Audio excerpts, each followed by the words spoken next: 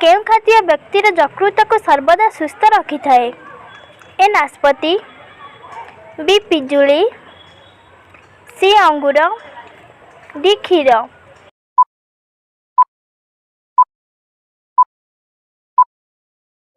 तुमर सठिक उत्तरटी हेब ए नाशपति। कमला खाइबा द्वारा केउं रोग भल हो जाए? ए मलेरिया, बी कैंसर, सी मधुमेह, डी पाइलस।